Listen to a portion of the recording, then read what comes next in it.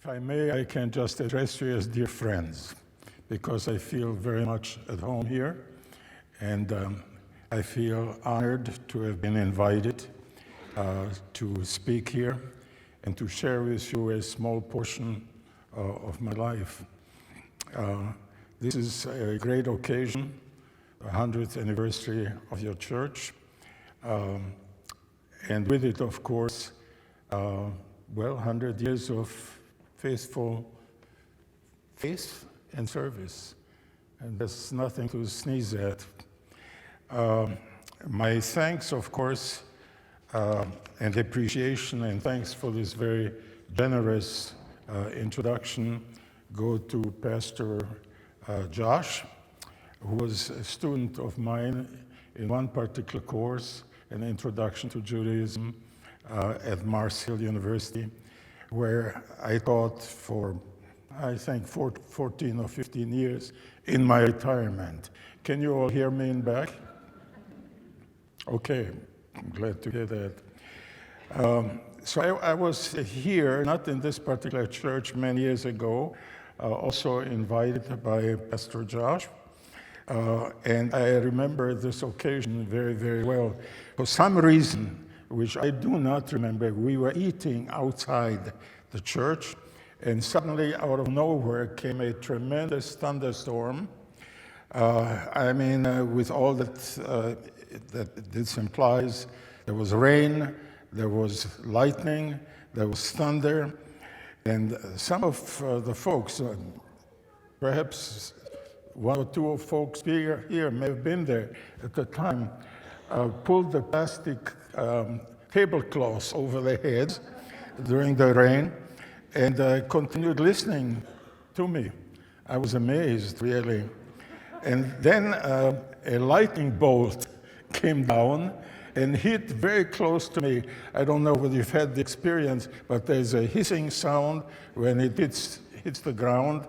And I was really surprised and a bit worried. And I threw up my hands and I said, have I said something that you do not approve of?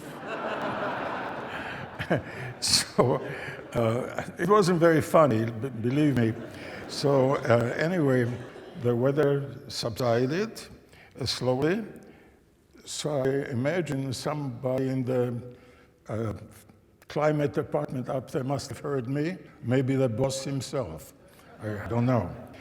I also remember driving home, not driving home, but driving on a trip of some kind on the I-40 East several years ago, a good many years ago. And we passed the sign indicating the exit to Valdese. And my mind immediately skipped back to my own days in seminary, in theological seminary, where we studied the theology of Peter Waldo or Valdese, 12th century person, and sort of a predecessor to the Great Reformation later on under Luther and Calvin. And I was wondering, what is this all about? But it eventually came to me. Peter Valdese, eventually, because of his teachings, was excommunicated in 1180. 1180, that's many, many years ago, by Pope Lucius. And Valdese had really much in common in terms of the teaching of Peter Waldo Valdese with a countryman of mine from what is now the Czech Republic, whose name was Jan Hus, or John Huss, as we say in American, who in 1415, because of his teachings, very similar to Peter Waldo's, was persecuted and finally burned at the stake. So you can teach all kinds of things these days, but we don't do this thing anymore of burning people at the stake, do we? I hope not. Or do we really, or do we not? And this, of course, brings me to the Holocaust and excerpts from my experience during what I really consider a hellish time, a situation that I lived through. I was not in Auschwitz, although my father was, and he was tattooed. And this is also his 75th anniversary of liberation by the Soviet army. That's when my father was liberated and remained alive for a good many years, although his life was completely changed, or call it destroyed. Well, I lived under Hitler for 6 years, 3 years of which in concentration camps. And there weren't just Jews there. There were Gypsies there were Jehovah's Witnesses there were Seventh-day Adventists there were pastors and the followers of the church that opposed Hitler, called in German the Bekennende Kirche, or the Confessing Church. You may have heard the name Dietrich Bonhoeffer, for instance, was a member of that church. People were murdered to be just made away. And these people, of course, were all people who resisted Hitler. So I like to call what Hitler created, what I went through for 3 years, a sort of a parallel universe. Imagine over 20,000 detention centers and concentration camps, a universe based on fear, on torture, on persecutions, on false science, on a German national church that jumped on the bandwagon of Hitler and helped him, if I may say so, a bastardized system of law, making away all the genuine values that you find in the Jewish and Christian tradition, the biblical tradition. All this was overthrown and substituted by new values of the National Socialist German Workers' Party, called the German NSDAP, and of course executed by the cruel rule of the SS and the Gestapo, and you've heard these terms before. And so in the process of this, 6 million Jewish people were eliminated, were basically murdered, and among these 6 million were 15 people in my own family. And that brings me, of course, to my story, which I want to share with you. I'm not quite sure how in 45 minutes I can take care of 3 years of absolute hell that I went through. And so obviously I cannot do that. But what I can do is take a few sort of photographic snapshots of these 3 years that I went through and share those with you. Let me, before I go to that, very briefly tell you a little bit about our situation prior to World War II. I come from a town by the name of Český Těšín. I'm not going to ask any one of you to repeat that because you'd get an F minus. But it was a nice little town of roughly 30,000 people, divided in half by a river by the name of Olza. Half of it was Poland, half of it was Czechoslovakia. Well, in 1938, the Poles, who wanted the area where I lived so very badly because it was rich in coal mines and steel mills, occupied us, and we became, in 1938, overnight Polish people. My father was a lawyer, and not being licensed by the Polish government, he could no longer practice and lost his income completely. So it was a real catastrophe for us. My sister and my cousins and I, who lived on the Czech side, my grandparents lived on the Polish side. We were suddenly in Polish schools, and not only were we made fun of because we were Czechs and had been occupied by those enemies, the Poles, but perhaps more and primarily so by the fact that we were Jews. Anti-Semitism, have you heard the name? Would you raise your hands if you've heard the term? Okay, practically everybody, that's good.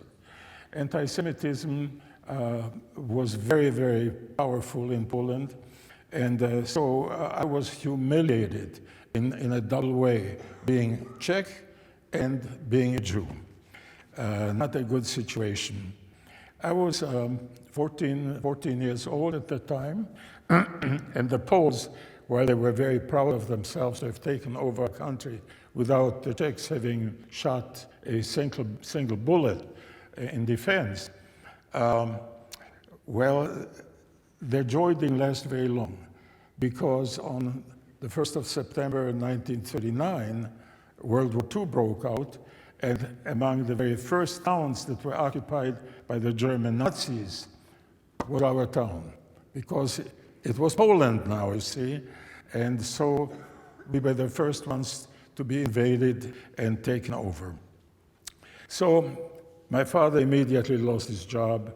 We lost all of our belongings in a few moments that I'll describe to you. The first night of the occupation is particularly interesting. The night from September 1st to September 2nd. I was 15 years old, and for one reason or another, I woke up early in the morning. We were all very disturbed, of course, as we went to bed, occupied by Nazi Germany. But anyway, that early morning of the 2nd of September, I woke up, and I couldn't go to sleep again. Something was in the air, so to speak, that kept me from relaxing and falling back asleep. So I went in search of my father, who was my idol. My father and I were very close. My father, although being an attorney, was a wonderful educator, and his life literally was given over to educating my sister and me, and to being a very good husband to my mom.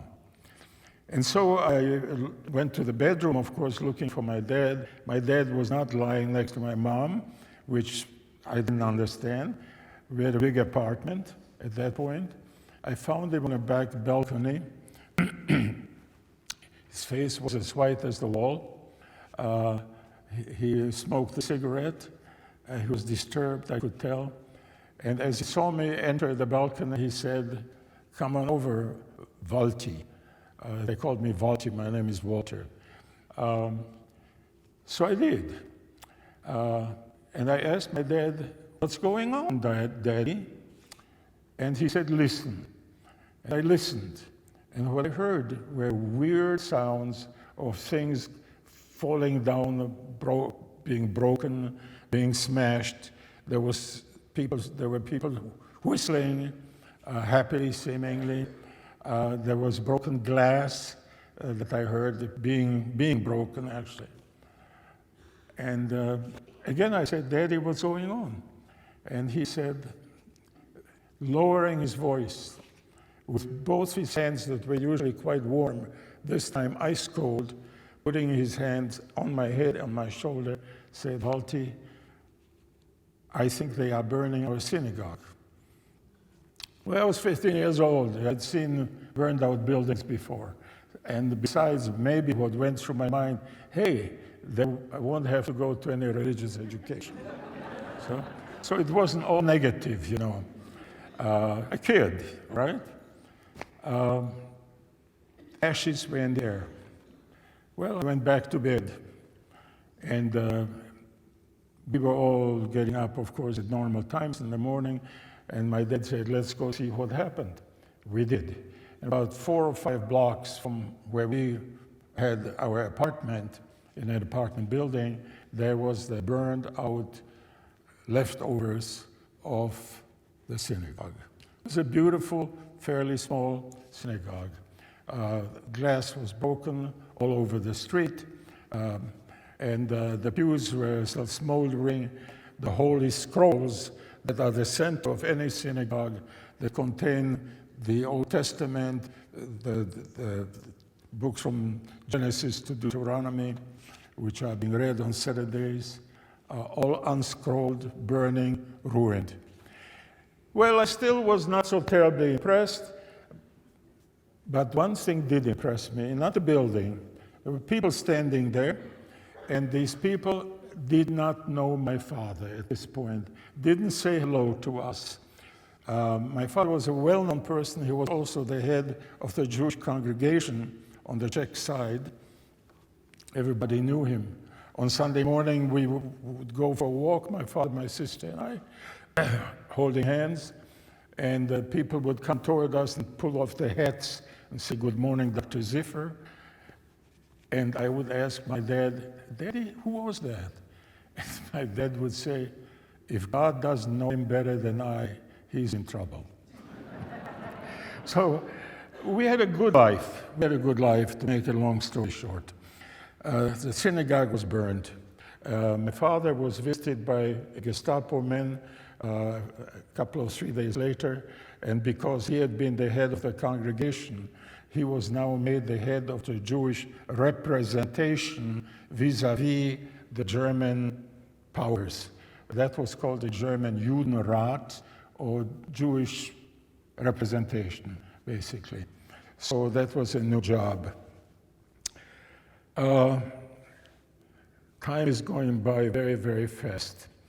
I do want to tell you about how we were evicted from our first apartment. I mean, had to leave everything that my parents had accumulated over years of marriage over there. My father had a library of between 1,500 and 2,000 books, left Persian carpets, all kind of stuff. I mean, stuff that you accumulate yourselves was left. We had 2 suitcases and went to an uncle's apartment about 3 blocks from there. And there followed 3 other evictions until we ended up in a ghetto on the periphery of our town. There were about 1,000 Jews, just short of 1,000, housed in an abandoned entertainment complex, the main part of which were dance halls. Well, I think 3 dance halls there. These dance halls were about the size of this building, and just imagine now 1,000 people squeezed together. How do you have any privacy?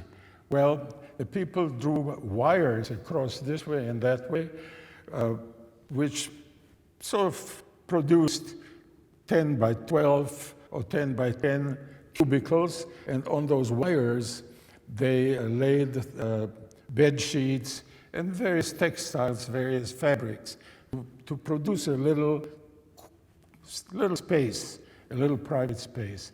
My family lived on the stage. We were in the middle. We had 2 families, one right, one left. So in the ghetto, what do young people do?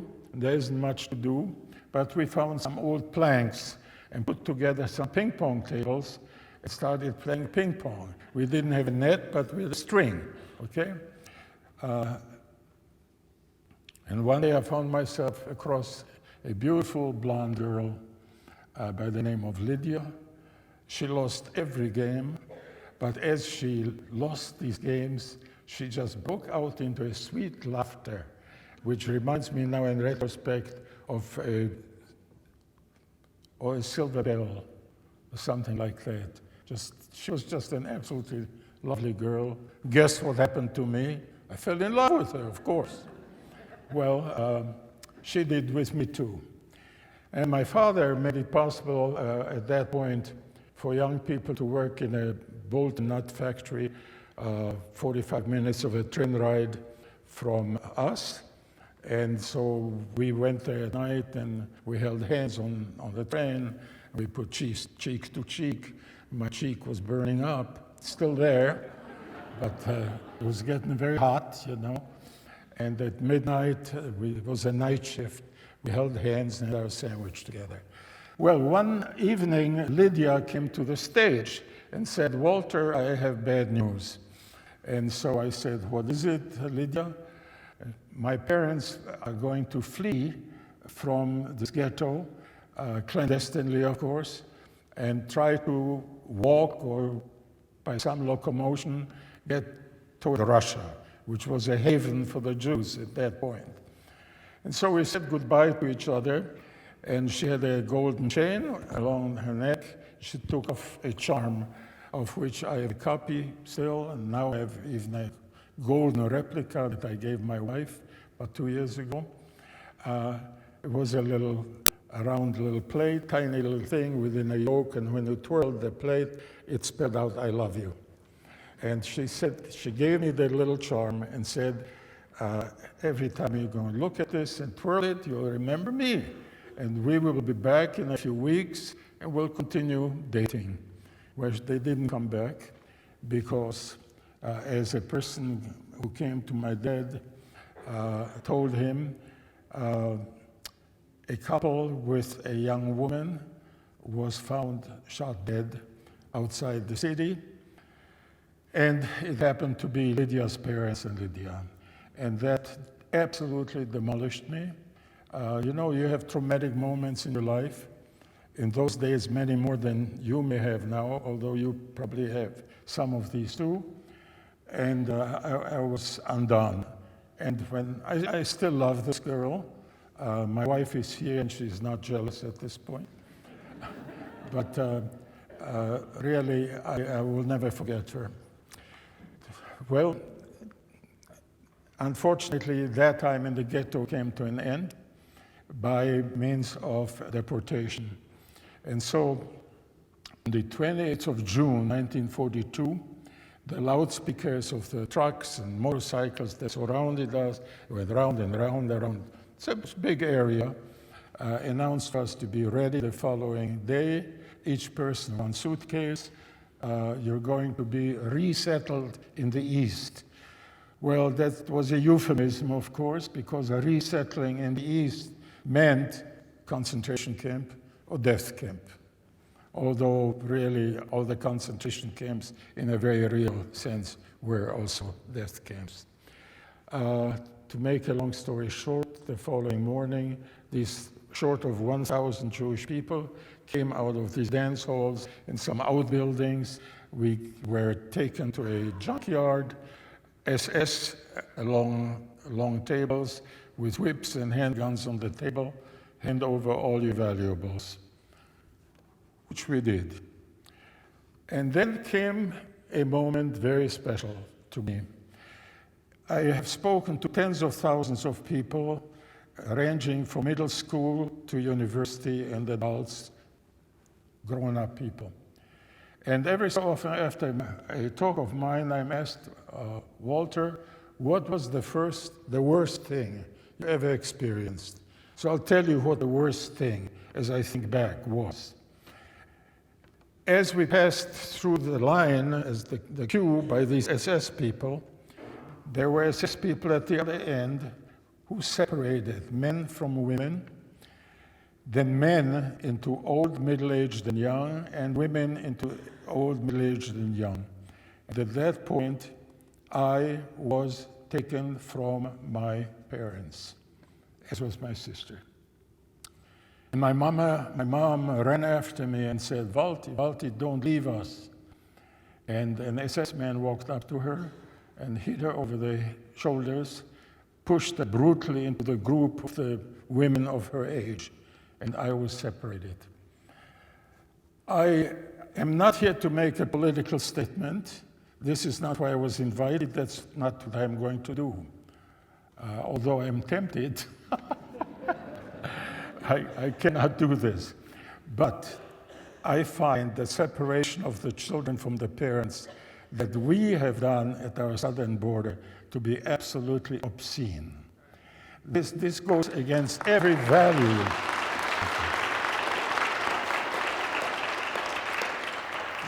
That goes against every value that I know of as a Jew, and perhaps some of you know that I was a Christian minister for 20-some years and served faithfully.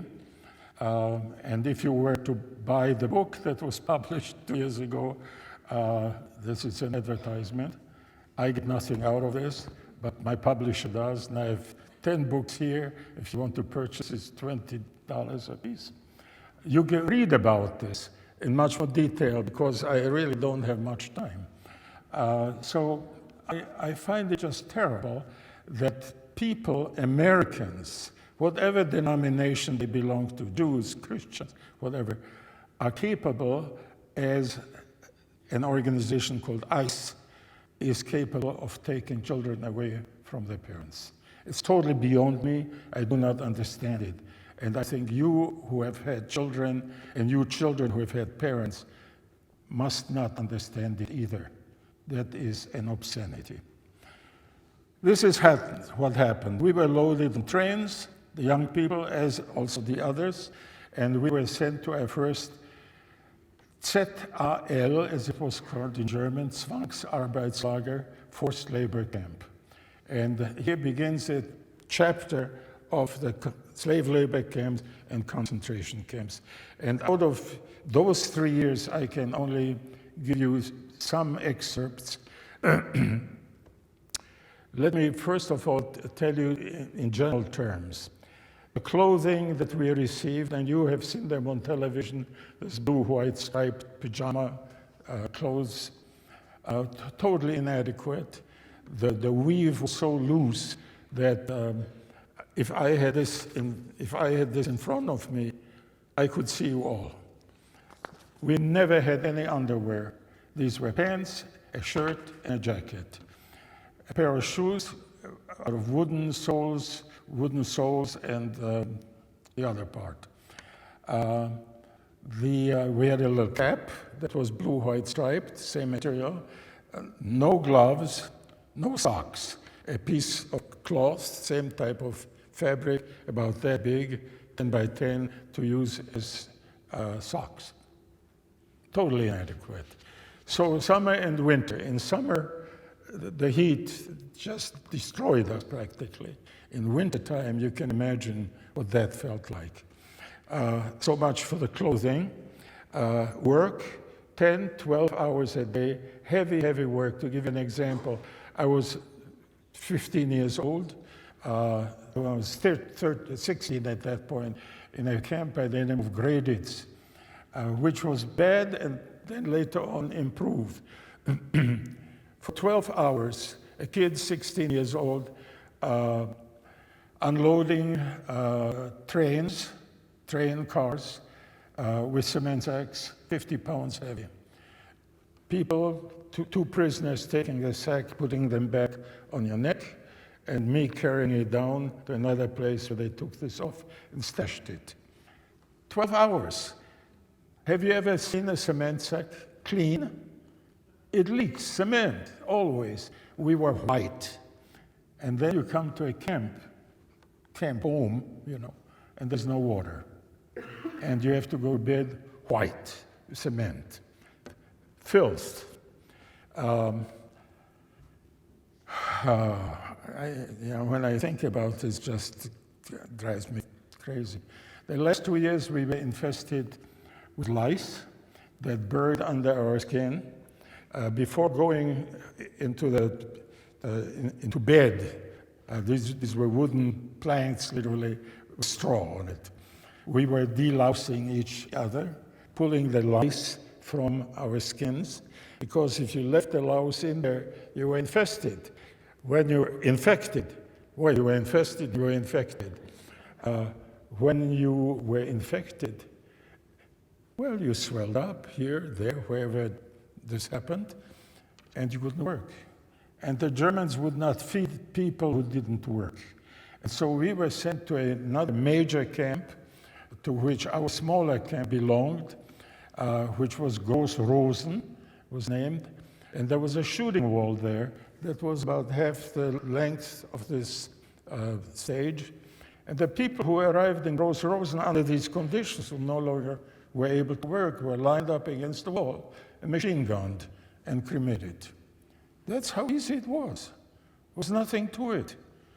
All this was done legally, mind you, because depending on who the government is and who the judges are, things become legal. Even killing of other people has also taken away children from their parents. So this is bad. All along that humiliation, being insulted.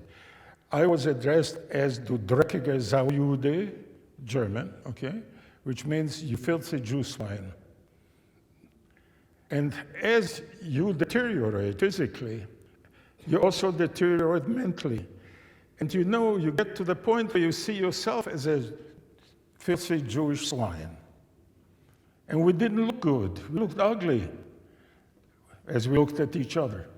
And some people gave up on themselves. And where there was no water in the spigots, for instance, they just didn't wash. Well, I, for one reason or another, and maybe the question period, I can explain that to you, I used the snow and washed myself. And I saw puddles of water where the snow melted, and I could see myself, which was not a very nice thing that happened to me. I tried to wash myself in that water. And I think that was part of the reason why so many of my friends, young friends, with whom I was deported, just didn't last. They were either forcibly killed, murdered, or just died of exhaustion and from infestations and infectations. So, you know, when I look back at my own life, it's almost a miracle that I survived, that I'm standing here before you. So there's something else that happened that I think sort of belongs into this moment that I'm explaining to you. And I'm not sure where it happened anymore, which camp it was. It was maybe the one before last camp, I'm not sure, where our clothing was taken away from us, and we issued new clothing.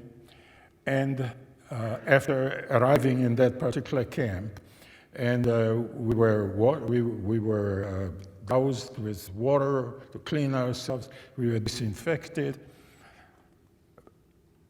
but our old clothing was taken. And so there were benches laid out there, and there were little packs of clothing there. And each one of us just took one of these packages. So I took one too, of course. And on that piece, on the jacket, on the back of the jacket, and in the back behind the right knee, was a number sewed on.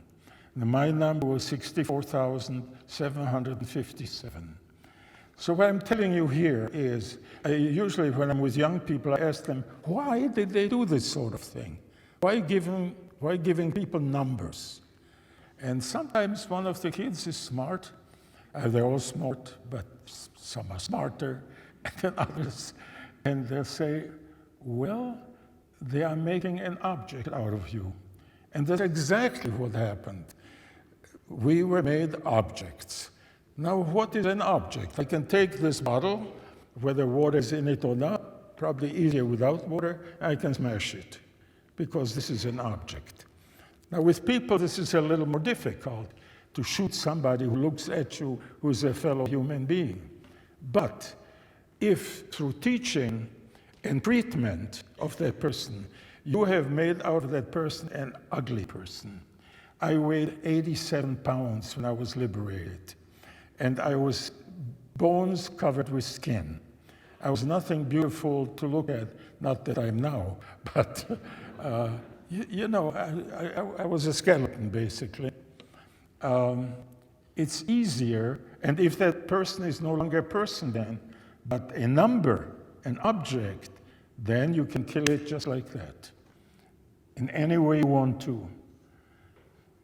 So these are things that are new to you, I'm sure. I mean, you've read articles about the Holocaust, of course. Many of you have. But this is what happened to me. And this is what happened to the young people that came with me into the camps who did not survive the second camp. They all stayed in that second camp in mass grave. So let me tell you about the second camp, and then I think I'll have to go to my liberation. The second camp was a camp by the name of Brande. As we approached that camp, it was December 1943, I think, 1943. snow on the ground. We had just been unloaded from cattle cars. Unbelievable situation to travel in cattle cars at freezing temperatures. Some people were killed, just frozen to death, stiff as mannequins, just falling out of the cars. I mean, it's just, as I think back now, I can't understand that I survived. Anyway, it was Christmas time, and we marched through heavy snow toward the camp of Brande. And we saw on the horizon just the outlines of little houses. It was a village, a German village, and little lights in the windows, which I interpreted as Christmas tree lights. And I knew what it was because in our home we had a maid who was a Christian woman from Hungary, a wonderful woman who lived with us in our apartment. And we as Jewish people had a Christmas tree also, with gifts under the Christmas tree for that lady whose name was Malji Kuryanova. So we march, we get practically to the gates of the camp, and I hear somebody behind me say, "Oh, wonderful, this is Brande. This is a convalescence camp." I don't know how he knew that, but he did. So everybody, perked up. This is going to be good. There's no construction site here, just work within the camp. Well, anyway, to make a long story short, what happened is that at roll call, the German camp commander, whose name was Kurt Pompe, you can find him online if you want to. I contributed a little bit to the write-up there. Kurt Pompe was an anti-Semite. I mean, he hated Jews. He had lost part of one leg during a campaign in Belgium during World War I. And of course, everything that went wrong in Germany was blamed on the Jews. If somebody had a bellyache, he said, "Well, I bought the food at a German store, at a Jewish store." That's just ridiculous stuff. Anyway, what happened? We got into the camp. A roll call. Kurt Pompe, the lame guy, came out, walked through the lines, and would single out you with his whip. He'd hit you over the shoulder or the head. Not very strong, just to indicate you, and you stepped out. And he did this to about a dozen people. So these people were marched off to the wash barrack. And then we were dismissed. The rest of us did all kind of chores in the camp. There was no construction site. That's correct. So we heard screaming coming out of this wash barrack. I didn't understand it. I was new in Brande. I walked up to one of the older prisoners. I said, "What's going on?" The guy looked at me very seriously, mouth zipped, didn't say one word to me, turned around and walked away. About a week, 10 days later, a capo, so a camp policeman, a prisoner, came up toward me. I was digging a hole in the ground, put a post in or something like that. And he had two young people with him, took us to the wash barrack.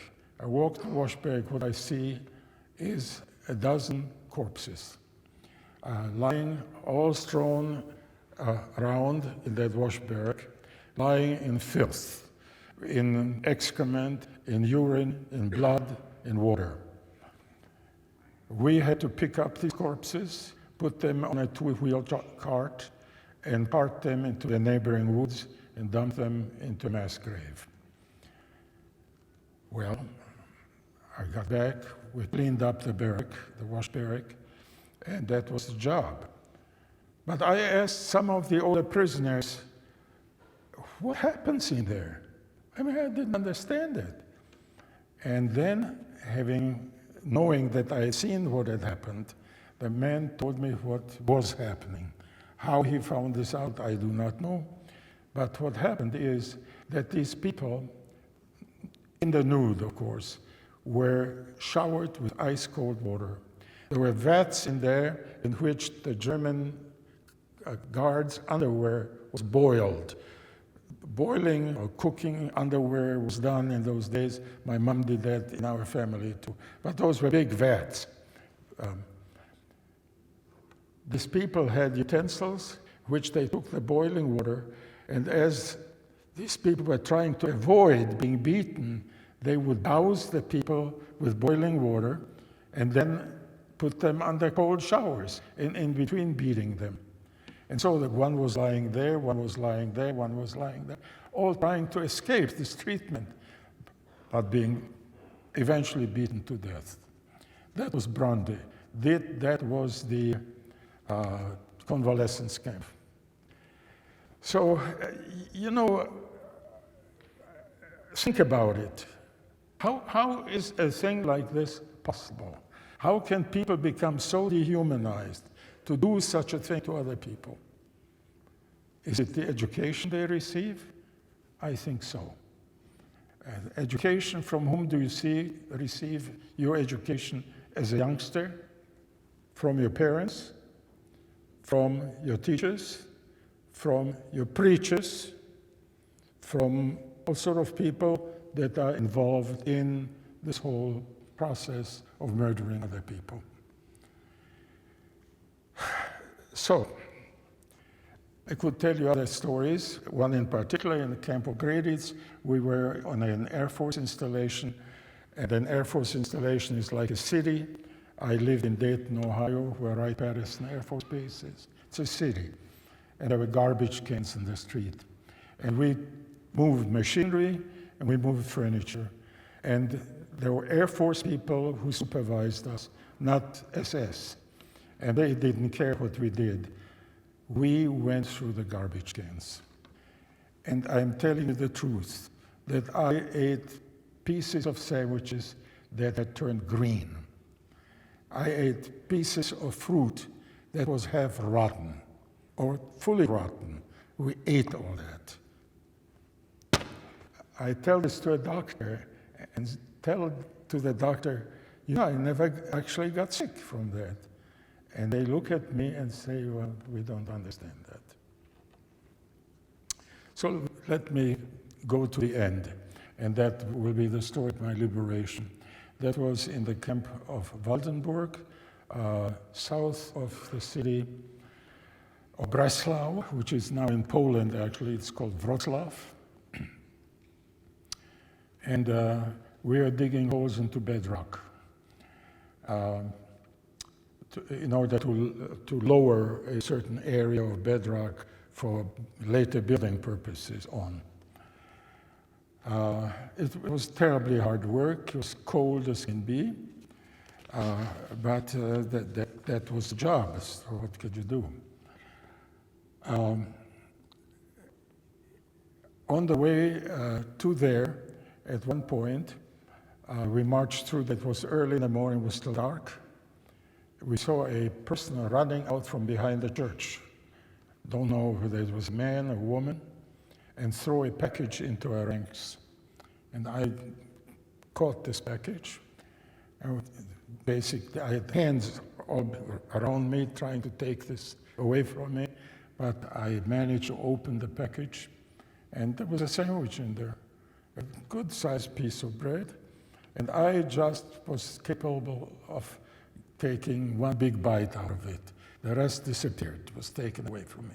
Shots rang out, and that was that. We went to work. We worked, drilling the holes, came back to the camp, and I took my shoes off. The outside of my right shoe was demolished, was all frayed. I didn't know what had happened. I carefully took the shoe off. The piece of cloth that I mentioned to you, my sock, was glued to my foot, and my foot had gotten a partial hole in it, right on the side of it. I don't know what happened, really. It was so bitter cold, I felt nothing when it happened, but I think a bullet that was shot at that point ricocheted from somewhere and hit my foot. I really don't know. I didn't know what to do. I tried to go to work for the next 2 days. Third day, my foot swelled up, was turned green and purple.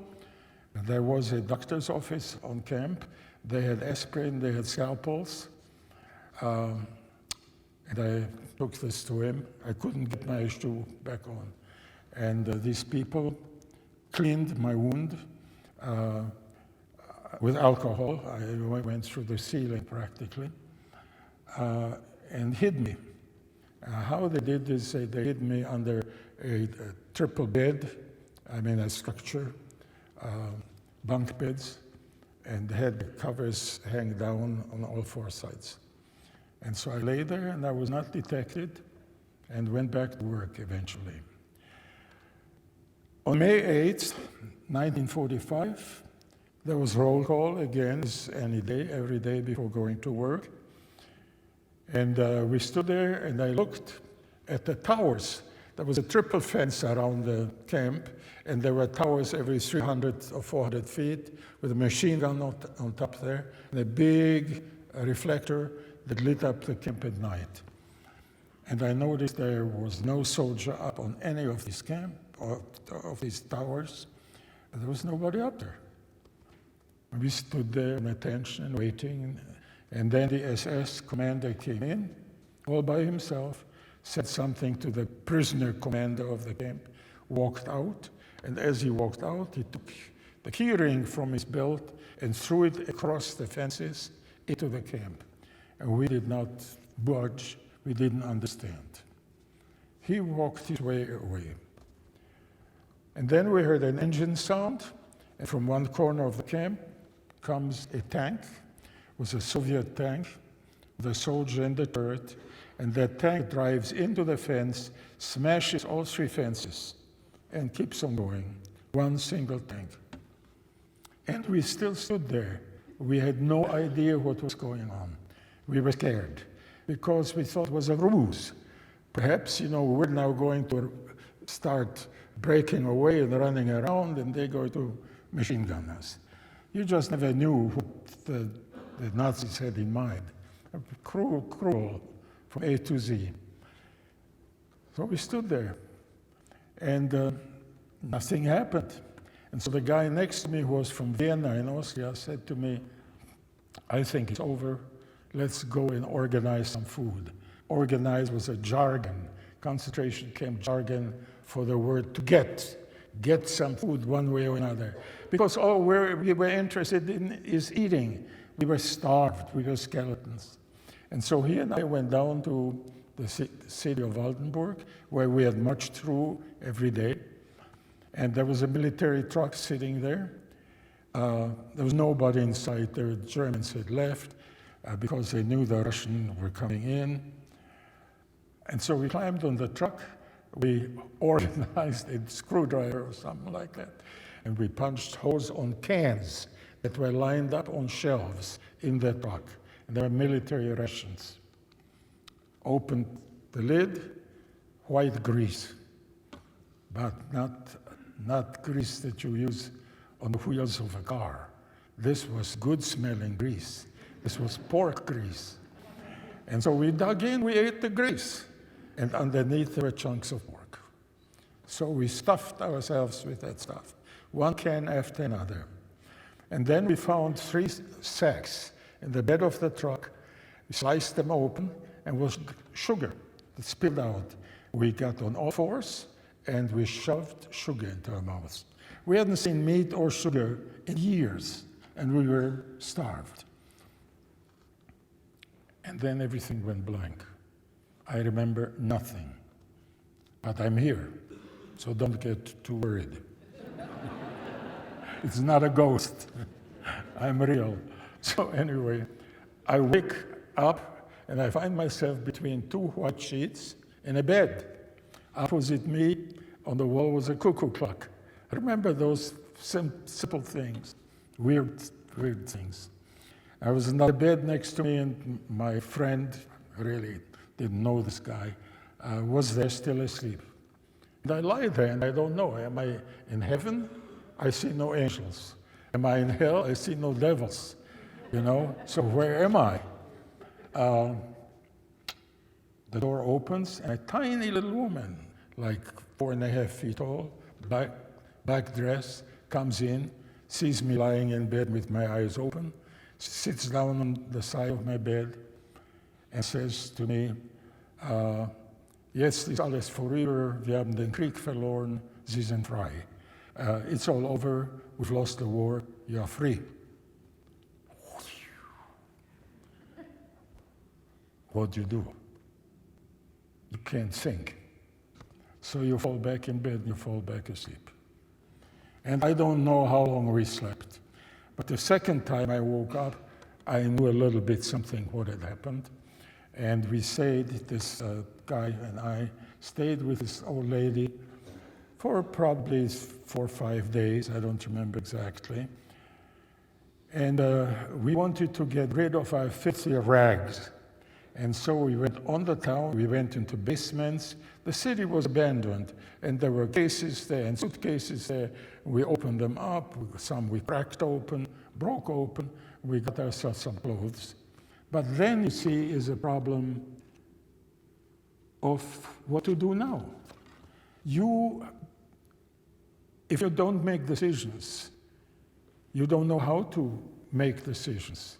Decisions had been made for us for years. We were just objects, right?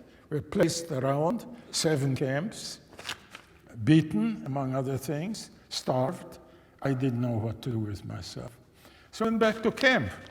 That's where we knew what things were like. And so we got back there with little fires going, people cooking or baking something. And then women arrived in camp, in their concentration camp clothing, 3 women.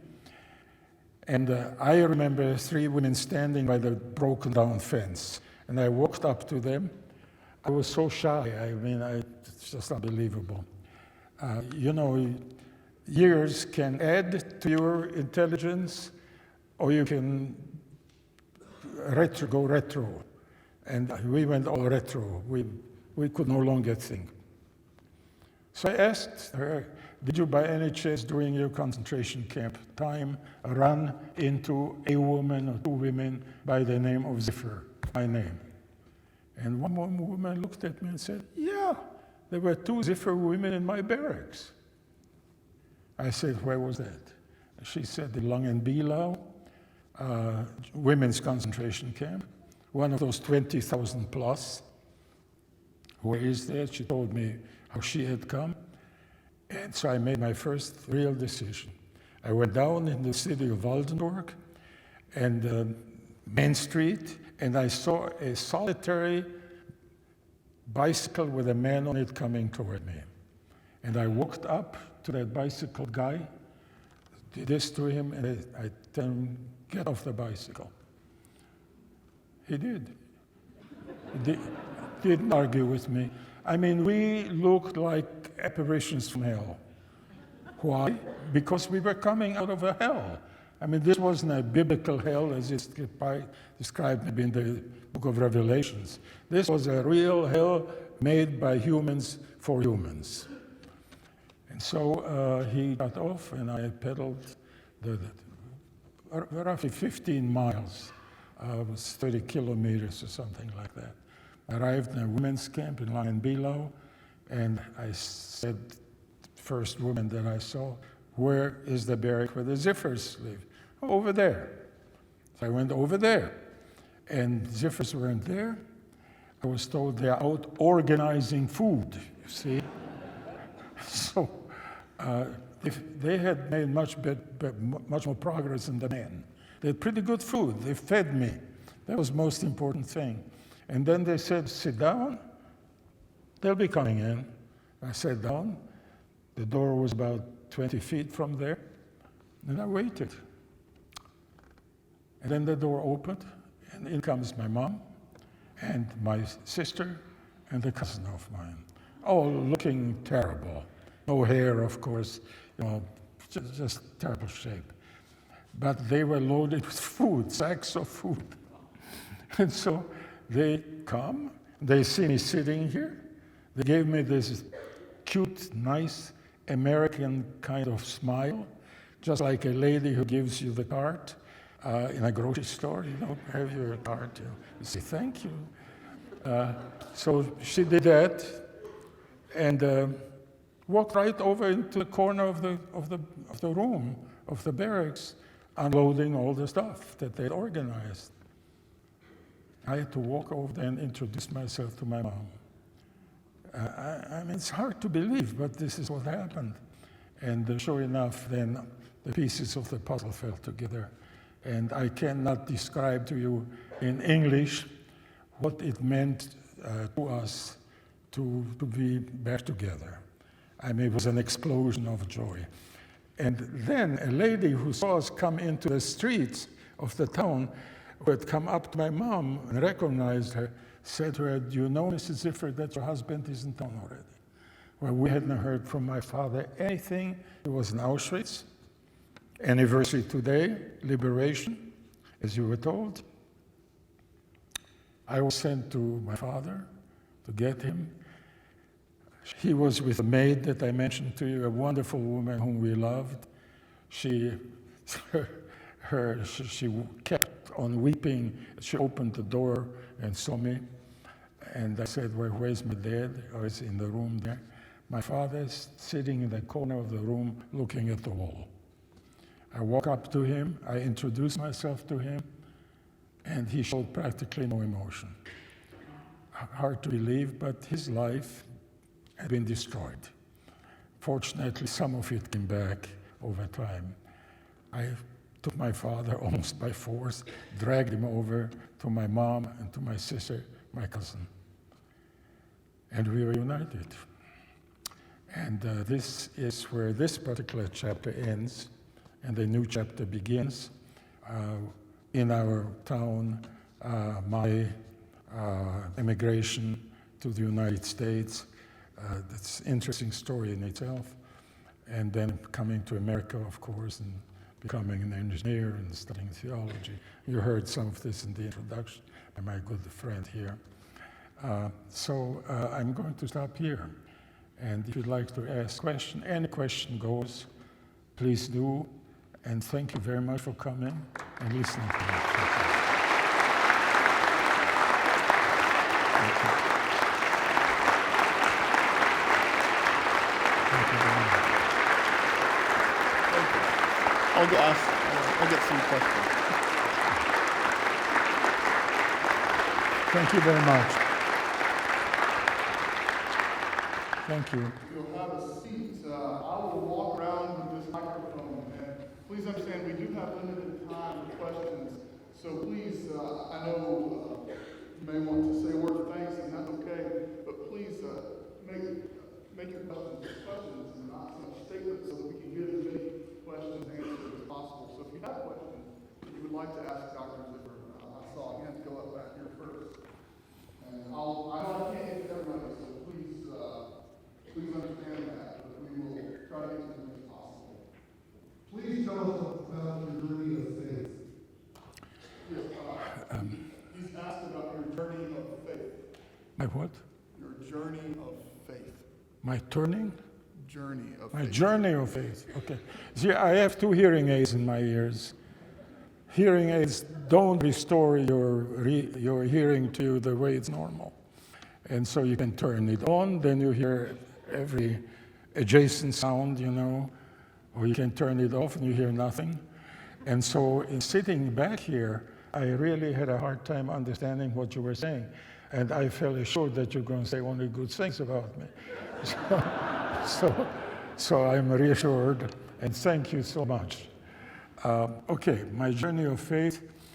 My father was the last president of the Jewish congregation in my town and in my province of Silesia. And then, as I mentioned to you, when the Nazis came in, the SS came, one SS man whose name I still remember, his name was Ziffer. And they went off in a car, SS car, and my mom and I, we trembled because we didn't know whether we'd ever see my father again. My father did come back and informed us that Ziffer, with a long kind of SS title, which there's no point telling you, and took him to a hotel in town, and they had a beer together, mind you, and during the process of drinking beer and making a little conversation, he said, "We have just appointed you to be the new representative of the Jewish community vis-a-vis the SS." So that was that. Our place of worship was gone, was burned down, as you know. My father was not a very religious person. He, by own admission, was an agnostic. Now, you know, an agnostic says maybe, you know, as far as God is concerned, maybe, maybe not. So I think you should know that. So when the Nazis came in, although I had gone to Bible classes, you know, youth stuff, I really didn't know anything. And, you know, 15-year-old kid, what does a 15-year-old kid know? Anything that he was told. It's very difficult to make your own, you know, you haven't studied theology, to make a long story short. So I grew up without much Jewish baggage, okay? Then comes the Holocaust. Well, I don't remember whether I prayed to God or not at the beginning of the Holocaust, when I was taken into camp. I really don't remember that. I don't think so. I want to tell you the truth, you know. And so you're in a concentration camp, you have nothing to eat. I was beaten once by this man, Kurt Pompey, into unconsciousness. I recovered eventually. I went through all these episodes that I mentioned, plus many, many more that are just terrible in themselves. You have no time. I shouldn't say you. I had no time to think about God or about religion. I had to think about surviving every day, consciously and unconsciously. The main effort being to make oneself invisible, not to draw attention of any SS or Gestapo person or guard to you. But if you did, you were in trouble. I guarantee you that, regardless of whether you had done something or not done anything. And so, you know, religion, to some people, to some older people, to some priests, to some ministers, to some rabbis who didn't die, who miraculously remained alive, they had something to think about. I had nothing to think about. My mind was totally preoccupied with food. I wanted to eat. I don't know whether you can understand that, but that's what I'm telling you. It's the truth. I come back, my father is demolished. My old relationship, my father, was never reconstructed. My father could no longer work. My father eventually went blind. I come to America, okay? I asked my father, would he procure for me a passport and a visa to leave. I had an uncle in Nashville, Tennessee. So my father had an old friend with whom he had studied law in Vienna, a Jewish man who was in Prague, who had some big office job. His name was Dr. Zalmanovich. And he procured a passport and a 7-day visa for Paris for me. I got the passport and the visa and went off to Paris. A totally different cultural situation. I don't know French at that point. So I come into a strange country. I was eventually able to get into an orphan home outside of Paris, in a suburb of Paris by the name of Champigny-sur-Marne, Champigny on the Marne River, that had young people there who were orphans, Holocaust orphans, who lost their parents and who had themselves survived. I was there just short of 2 years while I waited to receive a visa to come to the United States. Well, let me tell you, and this is the honest to goodness truth, as far as I can remember, during those 2 years, these young people, all my age, usually a little bit younger, did not talk religion once. They went to French school. This was news to them. They had to study day and night to get the baccalaureate eventually.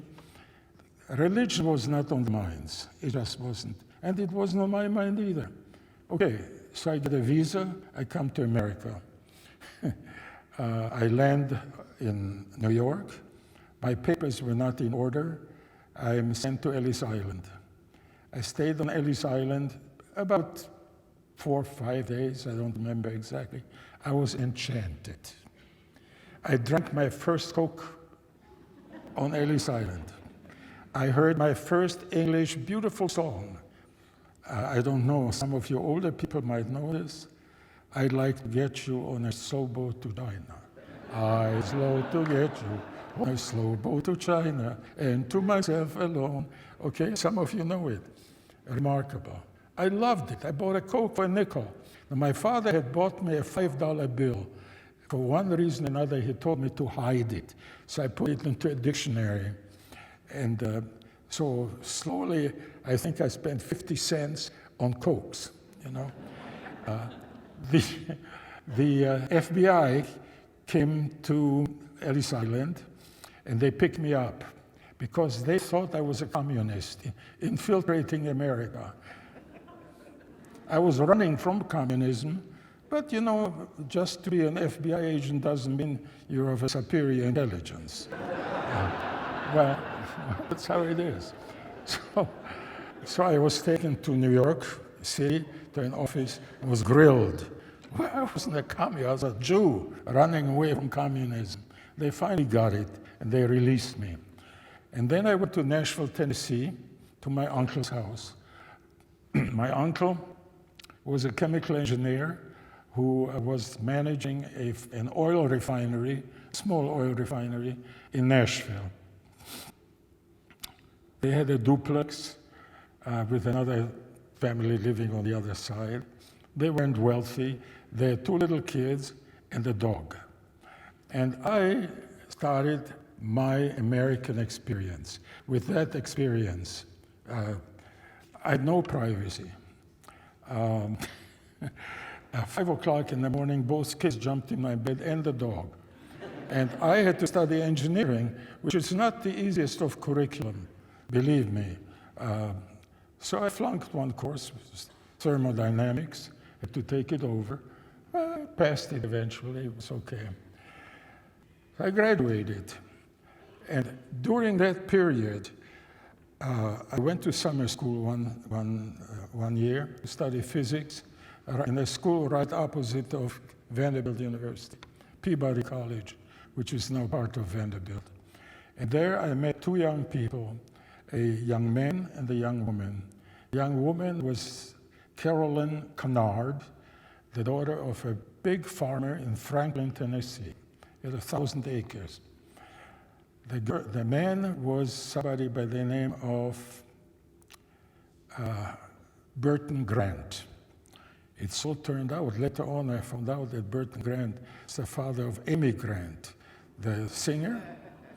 Okay, we got to know Amy Grant, by the way. She spent the night at our house in Weaverville, I don't know, 2-3 years ago, whatever it was. So anyway, it was hard to graduate from engineering school, and I finally made it. And I started working for General Motors. We moved to Dayton, Ohio, and I was a project engineer and a senior project engineer.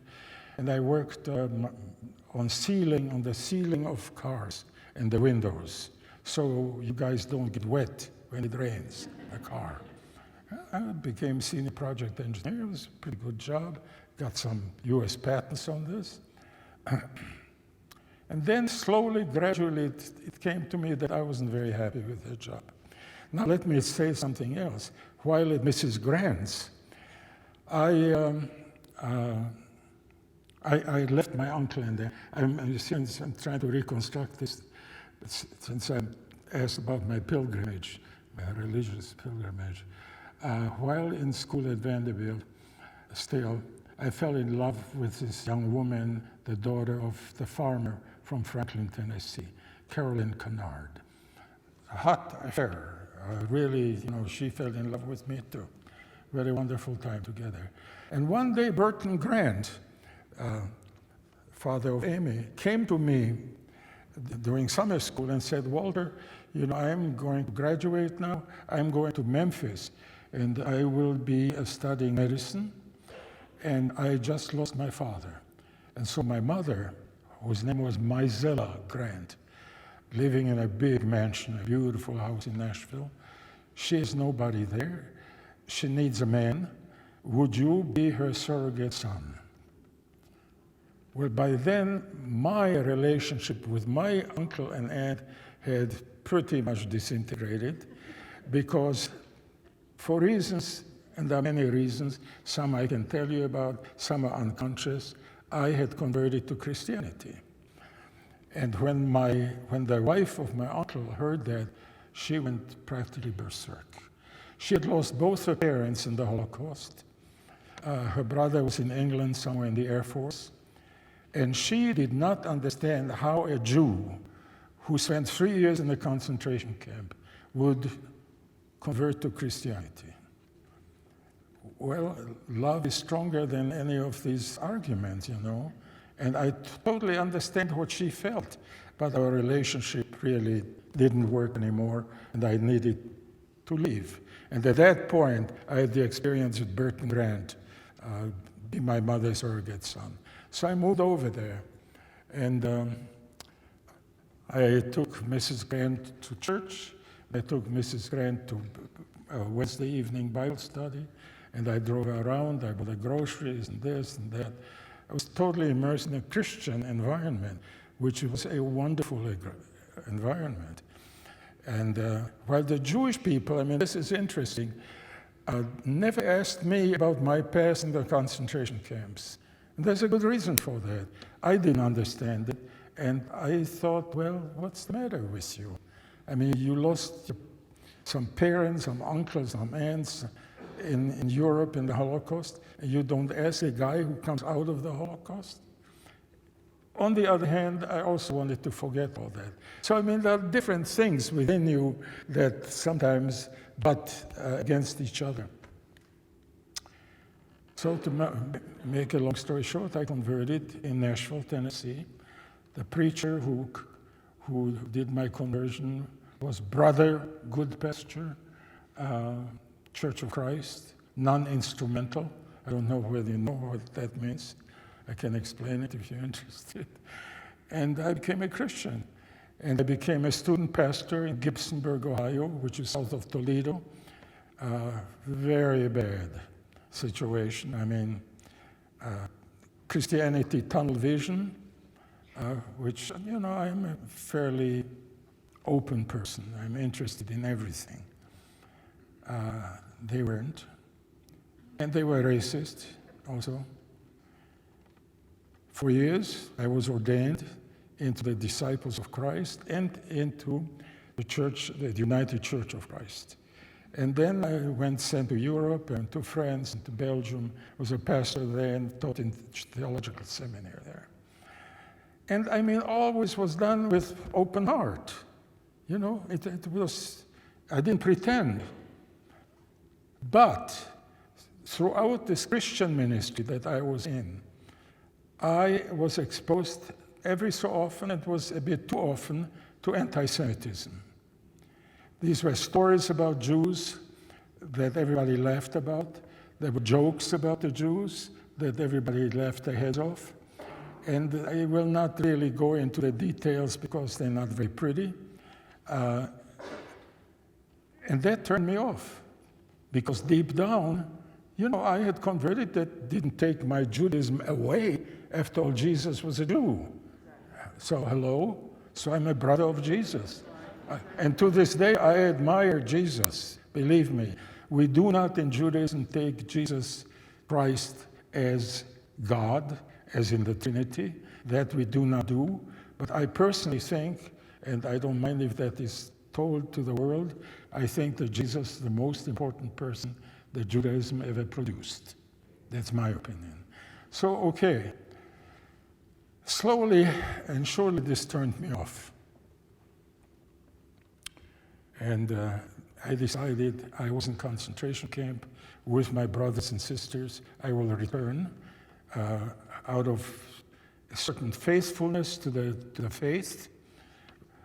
And then something very important happened, and I do want to tell you about that. I went to graduate school at Vanderbilt Theological Seminary, at Oberlin Graduate School of Theology, and I belonged as a student there to an organization called IOSOT, the International Organization for the Study of the Old Testament. Thanks to a professor whom I had there, who was a Methodist pastor, Herbert Gordon May, a premier archaeologist in Israel. He took me in. He was like a father to me, really. He even corresponded with my father in Czechoslovakia and told him how good a student I was and all that sort of thing. Well, anyway, there was an international meeting of the members of the IOSO, the International Organization for the Study of the Old Testament, at the Vatican in Rome. And my professor said to me, why don't you come with me? Well, we'll go together. And so we went to Rome together, to the Vatican.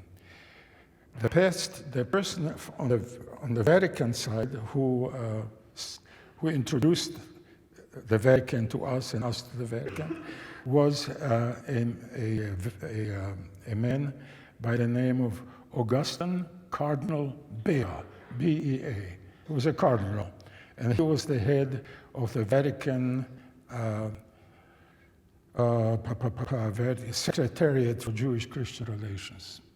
So we stand there at the beginning of this big conference with champagne glasses in our hands, and Dr. May, Herbert Gordon May, takes me to introduce me to Cardinal Bea. He had known Cardinal Bea from the past summer. And he said, this young man is interested in Jewish-Christian dialogue. Upon which Cardinal Bea took me by my elbow away from all those great scholars who chattered with each other and drank their champagne. And he said to me, young man, understand you're interested in Jewish-Christian dialogue. So let me tell you something. Jewish-Christian dialogue will not succeed until the Jews dig down to the bedrock of their faith, and until Christians dig down to the bedrock of their faith. At that point, they will find themselves standing on the same rock. And at that point, they will understand that they are brothers and sisters. And I will never forget that. And this is what I've been doing in my theological profession. That's why I'm here, by the way.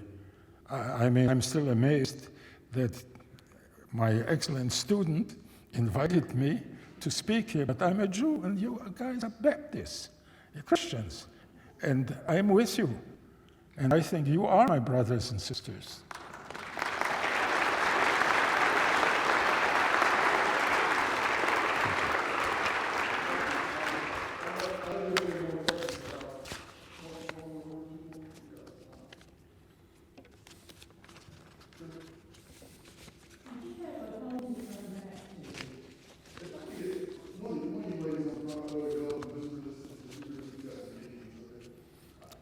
Yeah, you can tell me.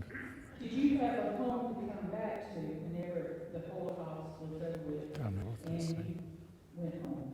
Did you have a home to come back to after the Holocaust? Well, yes, we went back to our hometown. And my mother, my sister, myself, and a cousin of mine, who had lost both her parents in Auschwitz, by the way. And we walked into our town. And there were two women that came toward us. The first woman recognized my mother and said, "Oh, Mrs. Ziffer, so you have come back?" She was very disappointed. So my mother was a tough woman. She said, "Yes, we have come back and we're going to stay here." And then another woman came up and with a smile from here to here saying, "Oh, Ms. Ziffer, we're so happy that you've come back," etc., etc. So you may, I mean, I could go on, but I want to make this point here. Why was the first woman so disappointed that we had come back? Well, it took years for us to find out. I was by that time in France, in Paris. In Paris, I worked as a mechanic, automobile mechanic, and as a driver to somebody from the United Nations. So why was she so disappointed? Because as I found out from my sister, who had remained, of course, with my parents in Czechoslovakia, told me the following story. She started working for the mayor's office of our town. And so she was sent out with some other people to visit some people in their homes with a questionnaire. Don't ask me what the questionnaire was about, but they were supposed to fill it out. And so she comes to the family of Mr. and Mrs. Novotny, who was the pharmacist in our town, Mr. Novotny. She comes, she talks to Mrs. Novotny and said, Mrs. Novotny, would you please fill out this questionnaire? Mrs. Novotny has nothing to write with.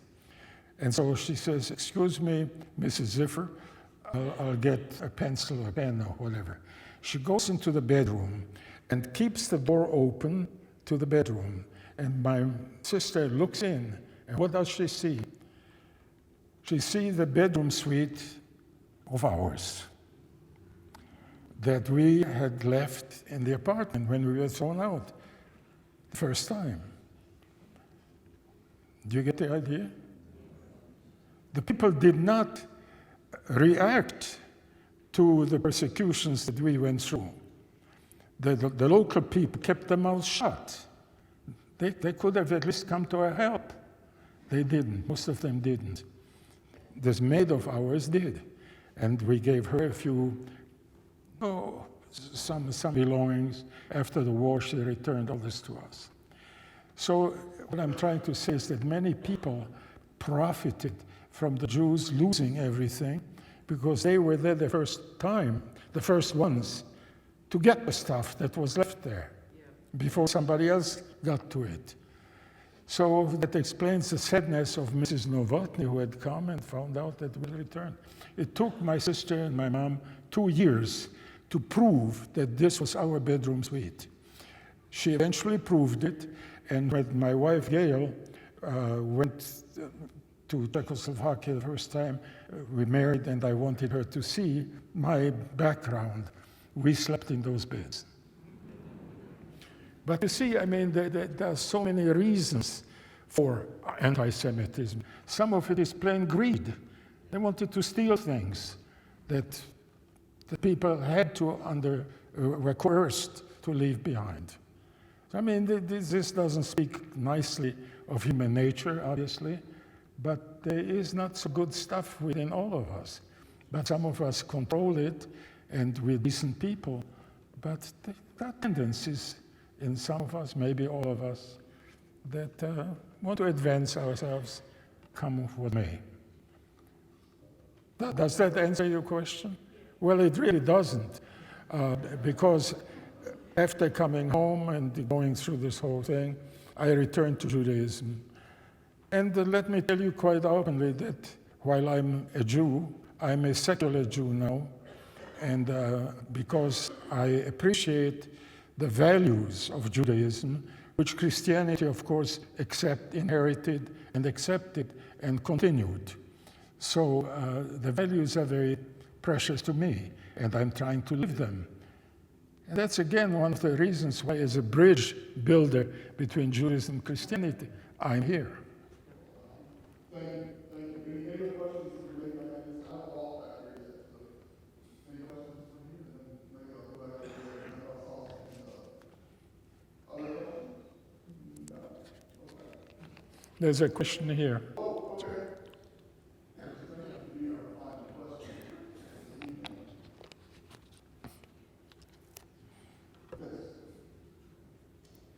You described that common name as an anti-Semite. He was a real anti-Semite. But weren't all the Germans anti-Semites? I need this.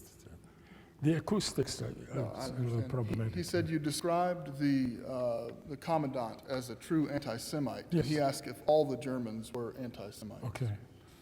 No, I don't think all the Germans were anti-Semites. Absolutely not. No.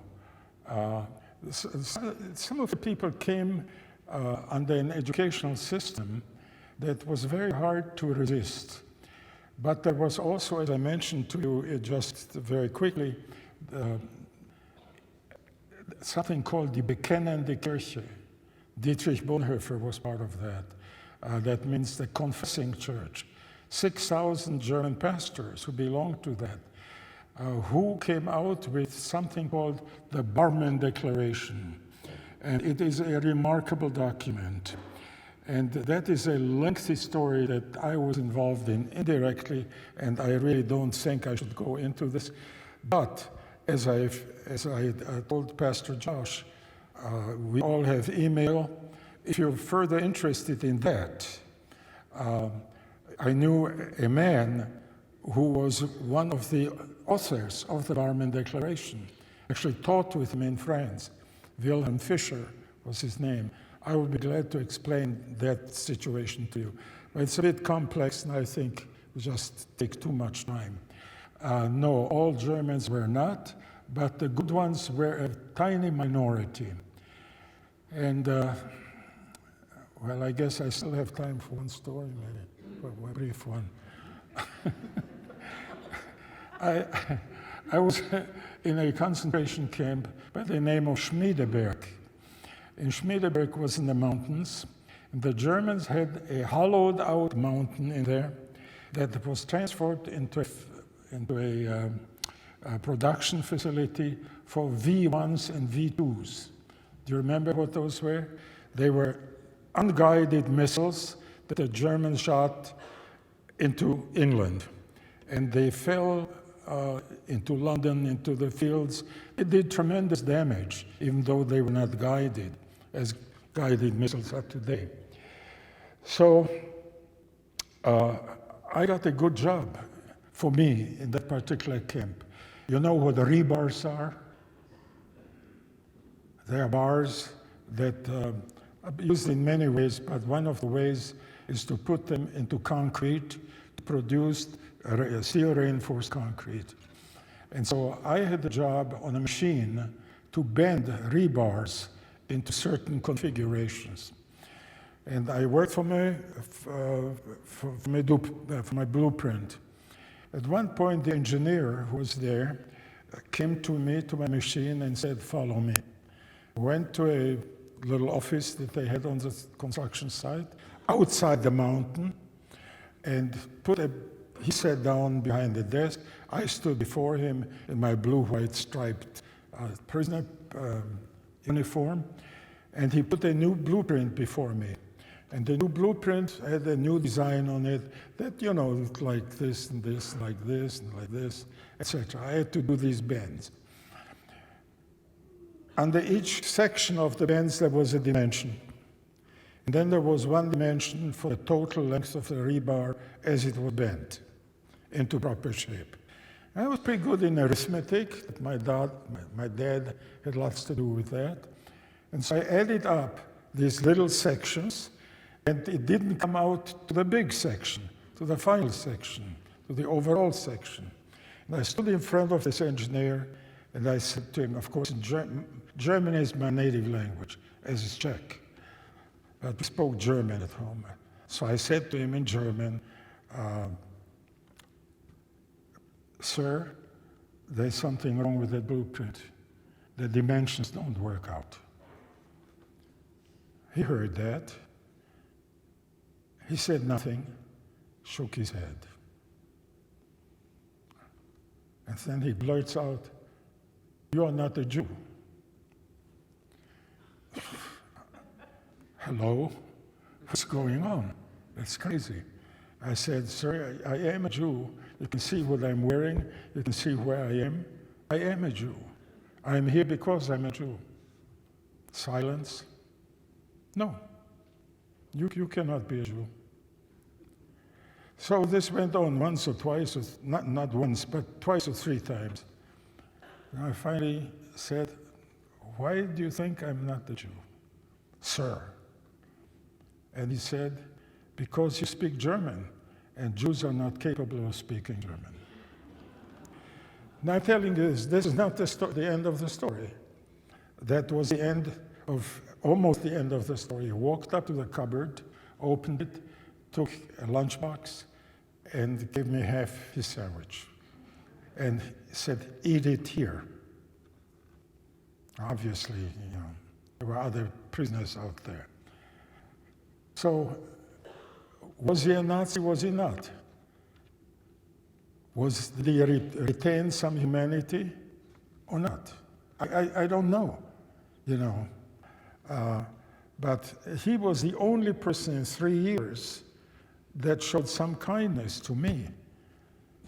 Now, the reason is strange, obviously, but such is life. We don't always understand what's happening to us or what we're doing ourselves.